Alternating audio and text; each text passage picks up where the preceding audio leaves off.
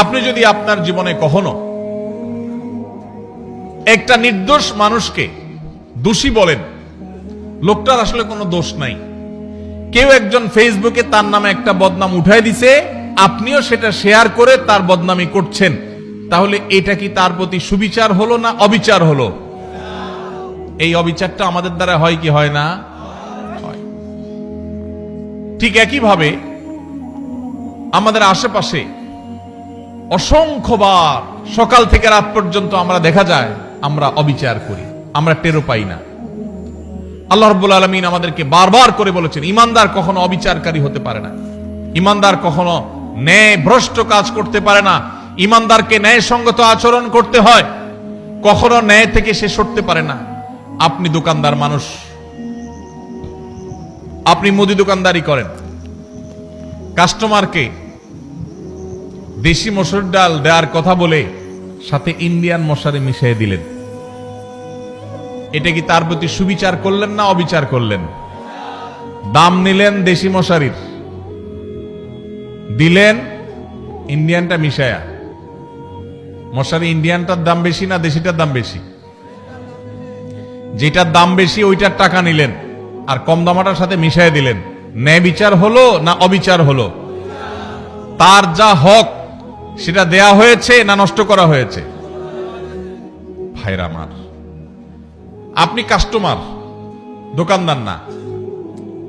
টাকা একটা ছিঁড়ে গেছে, টাকা ছিঁড়লে টাকার মান কমে না। বাংলাদেশ ব্যাংকের নিয়ম অনুযায়ী, দেশের প্রচলিত আইন অনুযায়ী কোনো টাকা ছিঁড়লে ওইটার মান কমে যায় না।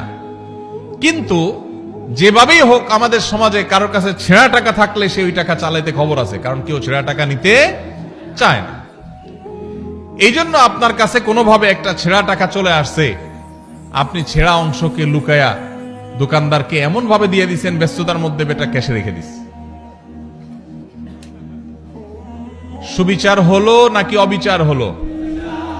দোকানদার আপনাকে জিনিসটা দিছে ভালো, আপনি টাকাটা দিছেন এমন টাকা যে টাকা নিয়ে তার ভেজালে পড়া লাগবে, তাহলে কি সুবিচার হয়েছে না অবিচার হয়েছে? একজন মানুষ, তিনি এখানে নাই, তিনি এখন বাজারে গেছেন, আরেকজনের সাথে বসে তার ব্যাপারে আপনি বদনামি করলেন, তার প্রতি সুবিচার হলো না অবিচার হলো? এগুলো দূরবর্তী অবিচার। আমরা যদি একেবারে প্রাসঙ্গিক, একেবারে সবচেয়ে নিকটবর্তী যে সুবিচার অবিচারের বিষয়টা সেটাও দেখি, তো আমরা দেখব যে আমরা ওই যে আমি শুরুতে যে প্রবাদের কাছে কথা বলছিলাম, আমরা নিজের বেলায় 16 আনা, অন্যের বেলায় 1 আনাও, এটা কি সুবিচার না অবিচার? এই সমাজে বেশিরভাগ মানুষ দেখবেন এত বেশি স্বার্থপর যে নিজেরটা 16 আনা বুঝে, আরেকজনেরটা 1 আনাও বুঝে না। এই লোকটা ভিতরে সুবিচার আছে না অবিচার আছে? আল্লাহ রাব্বুল আলামিন অবিচারকারী মানুষদের ভালোবাসেন না, আল্লাহ ভালোবাসেন সুবিচারকারী মানুষদের। ভাইরা আমার, আপনি রাস্তায় যাচ্ছেন, হঠাৎ করে দেখলেন একটা ভেজাল বাঁধছে, গন্ডগোল চলছে। কি গন্ডগোল? আপনার খুব ঘনিষ্ঠ এক বন্ধু বাইক নিয়ে যাচ্ছে, রিকশাওয়ালার সাথে কোনোভাবে অ্যাক্সিডেন্ট হয়ে গেছে, এখন এটা নিয়ে বাদানুবাদ ঝগড়া চলতেছে, কার দোষ কার গুণ। আপনি সেখানে গিয়ে যখন দেখছেন যে আমার দোস্ত বাইক চালাচ্ছে, রিকশাওয়ালার সাথে সংঘর্ষ হয়েছে, রিকশা আরোহী পড়ে গেছেন, আহত হয়েছেন, রিকশাওয়ালা ক্ষতিগ্রস্ত হয়েছেন, আপনি চোখ বন্ধ করে ডাইরেক্ট যায়া যেভাবে হোক ঘুরায় পেঁচায় আপনার দোস্ত, আপনার বন্ধুর পক্ষ অবলম্বন করলেন, আর রিকশাওয়ালা বললেন, ভাই আপনারই তো দোষ মনে হচ্ছে। সুবিচার না অবিচার? আপনি ভালো করে জানেন না, আপনি ওখানে ছিলেনও না, আপনার দোস্ত দেখে আপনি তার পক্ষ নিয়ে নিলেন, আরেকজনের বিপক্ষে চলে গেলেন। সুবিচার না অবিচার?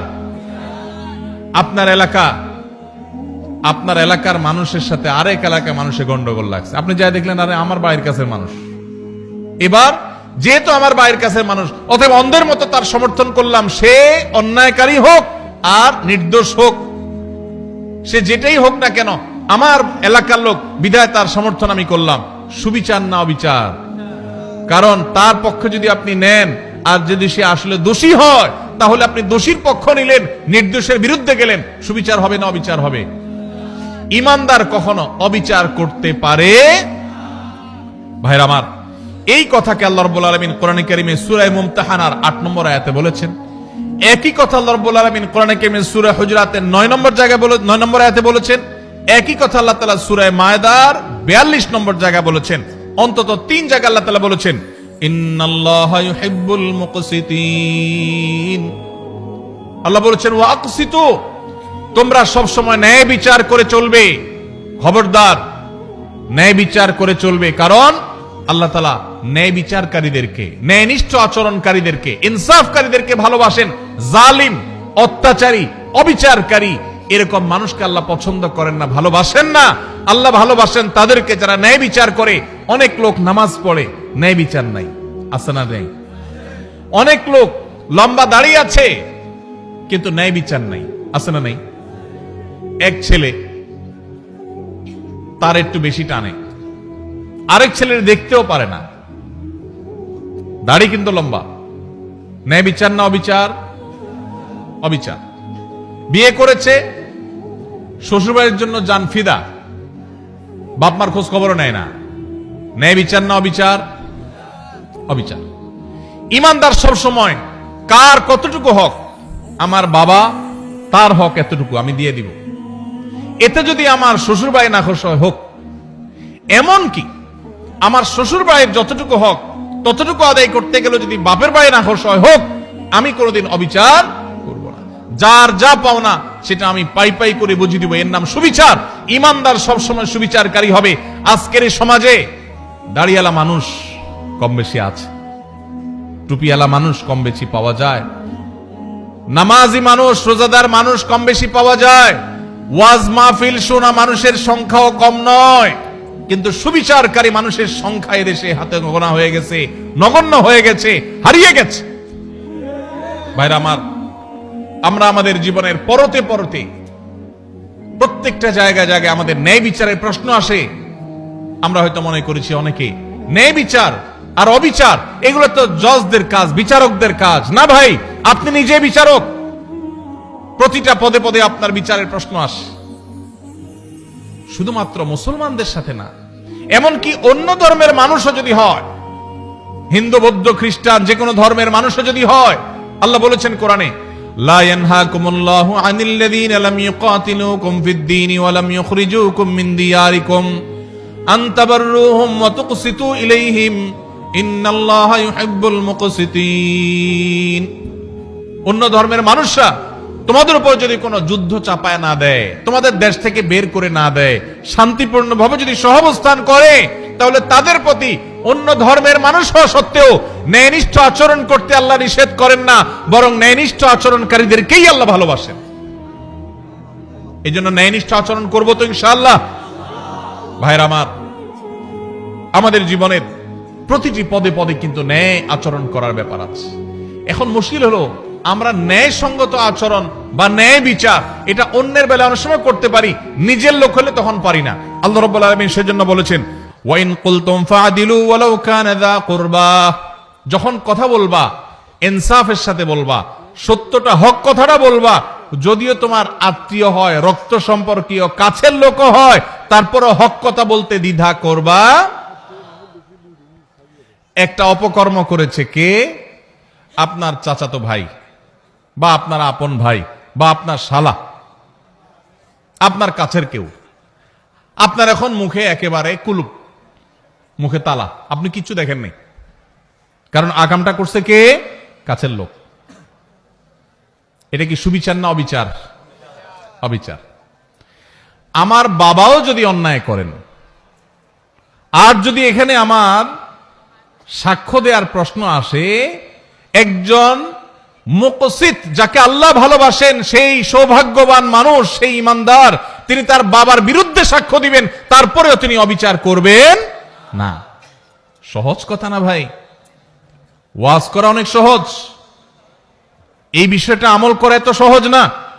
আল্লাহ রাব্বুল আলামিন কোরআনে কারীমে সেজন্য বলেছেন, ওয়ালা ইয়াজরিমান্নাকুম শানাআনু কওমিন আল্লা তা'দিলু ই'দিলু হুয়া আকরাবু লিত-তাকওয়া।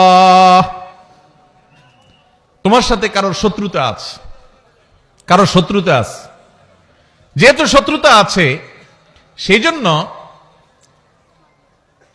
ওই বেটা কোনো কারণে ফেঁসে গেছে, তুমি জানো যে লোকটার আসলে দোষ নাই, কিন্তু যেহেতু শত্রু, অতএব এই চান্সে সে যেহেতু ফেঁসে গেছে, পারলে ধরে আরো তার ডুবাই দাও। এই আচরণটা আমাদের সমাজে আছে না নাই? রাজনৈতিক দ্বন্দ্ব আছে, আপনি এক দল করেন, সে আরেক দল করে, যেভাবে হোক সে ফেঁসে গেছে, আসলে সে দোষী না, আপনি জানেন। দোষী হলে তো ভিন্ন কথা, মনে করেন সে দোষী না, এটা আপনি জানেন, যেহেতু তার সাথে আপনার রাজনৈতিক দ্বন্দ্ব আছে এবং সে ফেঁসে গেছে, তার নামে একটা বদনাম উঠে গেছে, তাহলে এবার এই চান্সে আপনিও ঢোল পিটাইয়া তার বদনামে আরো বাড়ায় দিলেন। সুবিচার না অবিচার? আল্লাহ এই কথা বলেছেন, ওয়ালা ইয়াজরিমান্নাকুম শানাআনু কওমিন আল্লা তা'দিলু। খবরদার, কারোর সাথে তোমার শত্রুতা থাকতে পারে, ভিন্ন মত থাকতে পারে, ভিন্ন চিন্তা থাকতে পারে, মতবিরোধ থাকতে পারে, মতপার্থক্য থাকতে পারে, তোমার সাথে যত শত শত্রুতা থাকুক না কেন, শত্রুতার কারণে তার প্রতি জুলুম যেন না হয়। হক কথা শত্রুর পক্ষেও যদি যায়, সেটা বলতে তোমার দ্বিধা করা যাবে না। আর যদি হক কথা বলতে গিয়ে নিজের কাছের লোক বেজার হয়, সেটা বলতেও দ্বিধা করা যাবে না। কোন অবস্থাতে অবিচার করা যাবে। আল্লাহ রাব্বুল আলামিন সে মানুষদেরকে ভালোবাসেন যারা অবিচার করে না। ভাইরা আমার, এই ব্যাধিটা আমাদের সমাজে সবচেয়ে প্রকট আকার ধারণ করেছে। শহরে গ্রামে সর্বত্র আপনি দেখবেন যে মানুষটার সবই ভালো, কিন্তু তার বিবেক বিবেচনা অনুযায়ী সে কাজ করে না। তার চোখের সামনে একটা অঘটন ঘটেছে, সে দেখেছে, কিন্তু সে না দেখার ভান করে আছে।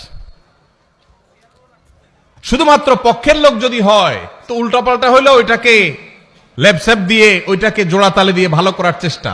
আর যদি বিরুদ্ধের লোক হয় তাহলে ভালো জিনিসটাকেও খোঁচায় খোঁচায় খারাপ করার চেষ্টা। আছে না নাই? এগুলো করে আপনি রাজনীতি করতে পারেন, এগুলো করে আপনি ব্যক্তি স্বার্থ উদ্ধার করতে পারেন। মনে রাখবেন, কিয়ামতের ময়দানে আল্লাহর আযাবকে আপনি এড়াতে পারবেন। এই জন্য যদি মুসলমান হতে হয়, যদি মুকসিত হতে হয়, যদি আল্লাহর প্রিয় বান্দা হতে হয়, তাহলে অবিচার ছাড়তে হবে, ন্যায় বিচার আনতে হবে নিজের জীবনে, নিজের চিন্তায়, নিজের আচরণে, নিজের কথায়, নিজের কাজে। আমার কথা দিয়ে কারো প্রতি যেন অবিচার না হয়। চেষ্টা করবো তো ইনশাআল্লাহ, আমাদের মুখ দিয়ে, আমাদের জবান দিয়ে কারোর প্রতি কোনো অবিচার যেন না হয়, কোন অবস্থাতেই না। আল্লাহ আমাকে, আপনাকে, আমাদের সবাইকে এই আমলটি করার মধ্য দিয়েও আল্লাহর প্রিয় বান্দা, যাদেরকে স্বয়ং আল্লাহ ভালোবাসেন। যত সহজে বলে ফেলছি, বিষয়টা তো সহজ না। আরে ভাই, আল্লাহকে ভালোবাসাটাই তো অনেক বড় ব্যাপার, গৌরবের ব্যাপার যে আপনি আল্লাহকে ভালোবাসেন। রাষ্ট্রের সর্বোচ্চ চেয়ারে মানুষ, তার সাথে আপনার সম্পর্ক আছে, আসা যাওয়া আছে, এইটুকুই তো আপনার গৌরবের জন্য যথেষ্ট। আর সেখানে সেই লোক নিজে আপনাকে ভালোবাসেন, এটা যদি তিনি জানায় দেন যে আমি কক্সবাজার জেলার উখিয়ার অমুক গ্রামের অমুককে আমি ভালোবাসি, পছন্দ করে, সে আমার বন্ধু, বেস্ট ফ্রেন্ড, এটা যদি রাষ্ট্রের সর্বোচ্চ ব্যক্তি বলে, পাবলিকলি ডিক্লেয়ার করে, আপনার গর্বের কোনো শেষ থাকবে? সেখানে স্বয়ং আল্লাহ রাব্বুল আলামিন, কোন রাষ্ট্রের প্রধান না, এই সকল সৃষ্টি জগতের মহান সৃষ্টিকর্তা যিনি, তিনি নিজে ঘোষণা দিয়েছেন, যাদের মধ্যে ইনসাফ আছে, যাদের মধ্যে ন্যায় বিচার আছে, যারা অন্যায় করে না, জুলুম করে না, নিজের প্রতিও না, শত্রুর প্রতিও না, অমুসলমানের প্রতিও না, কারোর প্রতি না, ন্যায় এবং ইনসাফের ক্ষেত্রে তারা এক চুলে দিক সেদিক হয় না। কে নাখোশ হলো আর কে খুশি হলো, তার দল থাকলো কি থাকলো না, তার পছন্দের লোকজন তাকে ভালোবাসলো কি বাসলো না, এসব দেখা দেখি নাই। সৎ এবং সত্য কথা সে ঠিকই বলে, ইনসাফ ঠিকই করে, জুলুম কারোর প্রতি করে না। এই মানুষকে স্বয়ং আরশের মালিক, স্বয়ং রাজাদিরাজ, সকল সৃষ্টি জগতের সৃষ্টিকর্তা মহান আল্লাহ রাব্বুল আলামিন স্বয়ং ভালোবাসেন। আল্লাহ তাআলা আমাদের সবাইকে সেই সৌভাগ্যবান মানুষদের কাতারে শামিল হওয়ার তৌফিক দান।